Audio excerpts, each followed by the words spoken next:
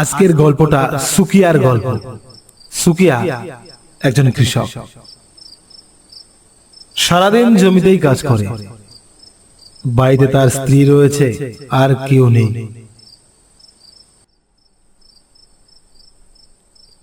সারাদিন হাড় খাটা খাটুনি খেটে বাড়ি ফিরছে সুকিয়া।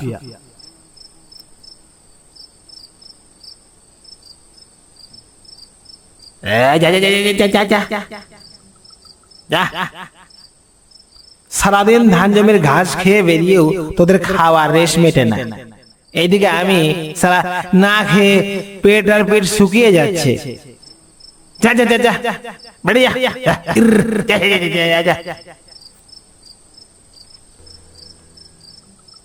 আকিস না, তাড়াতাড়ি ভাত দিয়ে দেখিনি, খুব খিদা পাইছে।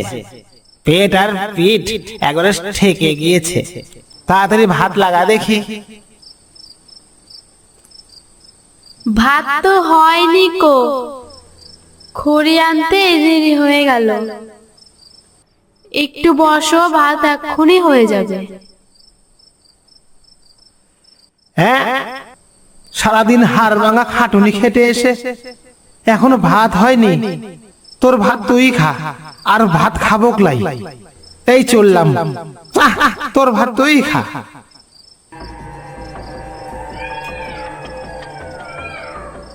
রাগ করছো কেন, রাগ করছো কেন? যেও না, যেও না, এক্ষুনি ভাত হয়ে যাবে, খেয়ে যাও।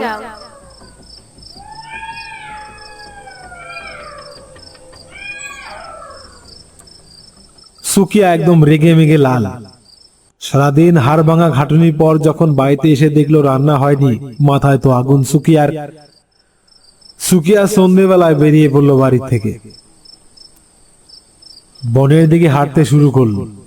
হাঁটতে হাঁটতে সে বনের ভেতরে চলে গেল। সুকিয়া মনের দুঃখে একটা গাছে উঠে পড়ল। বড় গাছ, বট গাছ, পুরনো গাছ।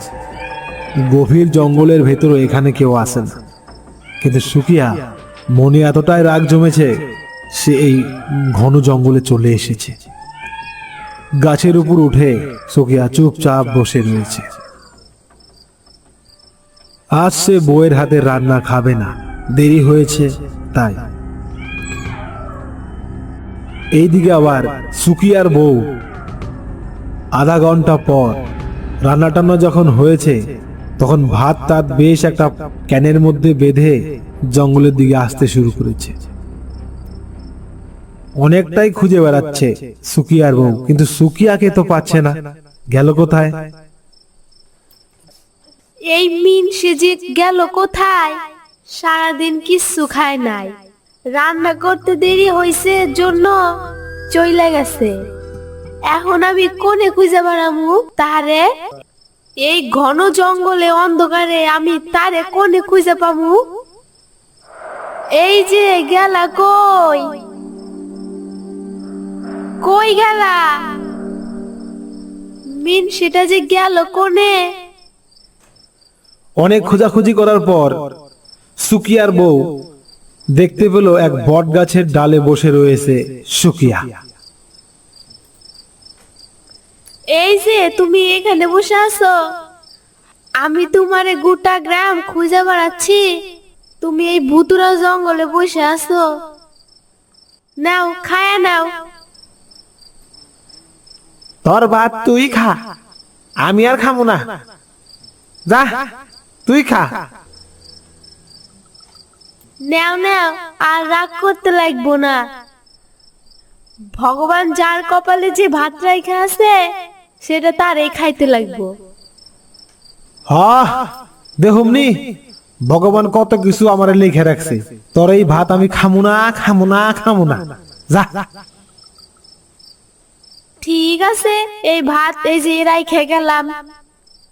এই ভাত যদি তোমার হয়ে থাকে, তাহলে তোমার পেটেই যাইবো। থাকো, আমি গেলাম। এদিকে সুকিয়ার বউ চলে গেল। সুকিয়া গাছেই বসে রইল। এই ভাত আমি নিজের ইচ্ছায় খামু না, দেখি ভগবান আমার এই ভাত খাওয়ায় কি করে।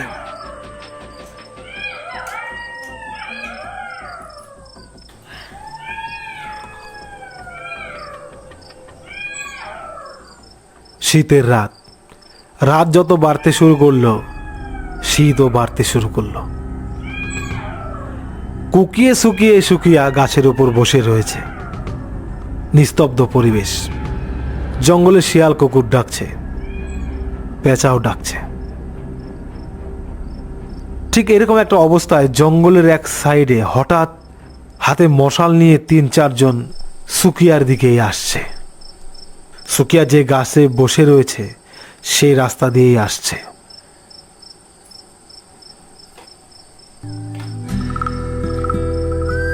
লি, এবার দাঁড়া, এখানে সব নামা, এখানে সব ভাগাভাগি করব। এখানটা গ্রাম থেকে অনেকটা দূরে রয়েছে। যা ডাকাতের মাল এনেছি এখানেই ভাগাভাগি করব। কিন্তু সালা অনেক খিদা পাইয়েছে রে, কিছু আনি নেই আজকে খাওয়ার, অনেক খিদা পাইয়েছে। ওস্তাদ, চলেন আবার গ্রামের ভেতর ঢুকি, কিছু মাল লুটে নিয়ে আসি, খাওয়ার মাল। চলেন। না রে, আর যাওয়া যাবে না। এখন এই মালগুলো ভাগাভাগি করি, তারপরে পরে দেখা যাবে। এরা ডাকাত দল। ডাকাতের মাল ভাগাভাগি করতে যাবে, হঠাৎ দেখে গাছের গোড়ায় খাওয়ার জিনিস পড়ে রয়েছে। এই দেখতো ওই পোটলার ভিতরে কি কি খাবার আছে।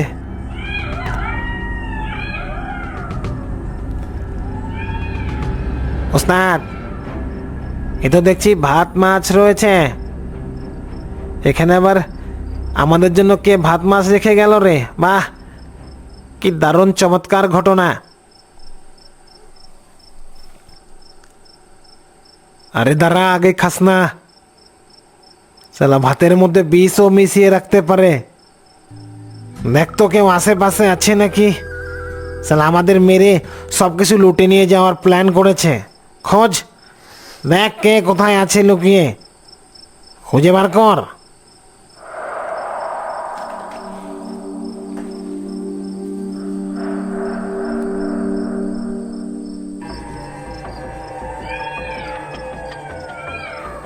ডাকাত দল এদিক ওদিক খুঁজতে থাকে।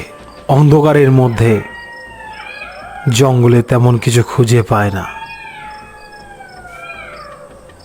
কিন্তু একজন হঠাৎ গাছের ওপরের দিকে তাকায়, দেখতে পায় কে যেন গাছের উপর শুয়ে রয়েছে।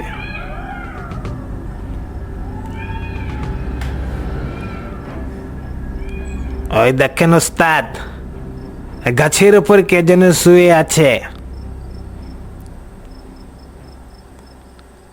নামা বেটাকে গাছ থেকে, নামা। এ বেটা, নাম বলছি, না হলে কিন্তু গুলি করে মাথার খুলি উড়িয়ে দেব। নাম। সুকিয়া এবার বুঝতে পারে সে ডাকাতের খপ্পরে পড়েছে। ভয়ে সে গাছ থেকে নামে।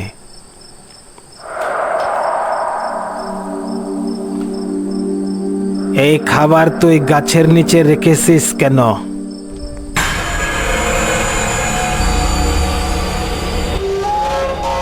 না ডাকাত দাদা, এই খাবার আমার না, এই খাবার আমার না। তোর না? এই বনের মধ্যে তোর না? তুই ছাড়া এখানে কে আছে? সালা বেশ মিশিয়ে রেখেছিস আমাদের মারার জন্য। খা বলছি, খা এই ভাত, খা। না না, এই ভাত আমি কিছুতেই খাবো না, না কিছুতেই খাবো না। খাবি না? তাহলে এইটা খা। এই বলে একটা সজোরে ঘুষি পড়ল সুকিয়ার মুখে। বাধ্য হয়ে সুকিয়া খাওয়া শুরু করলো। খেতে খেতে সুকিয়ার সব মনে পড়ে গেল। তার বউ বলেছিল, যার অন্ন, ভগবান যে অন্ন যার জন্য রেখেছে সেটাই তার পেটে যাবে। ওস্তাদ, এই ভাত খেয়ে তো বেটা মরছে না, তার মানে বিষ নেই। শোন বেটা, আমাদের অনেক খিদে পাইয়েছে, তোর এই ভাত খেয়ে আমরা এখন একটু শান্তি পাবো। যা, তোকে আমরা ছেড়ে দেব, মারবো না। যা, এখান থেকে পালিয়ে চলে যা, যা। সুকিয়া সেখান থেকে দ্রুত পালিয়ে আসে। আর আস্তে আস্তে তার মনে শুধু একটা কথাই হচ্ছে, ভগবান যার জন্য যেখানে যেভাবে যে অন্ন রেখেছে তার কপালে সেটা জুটবেই জুটবে।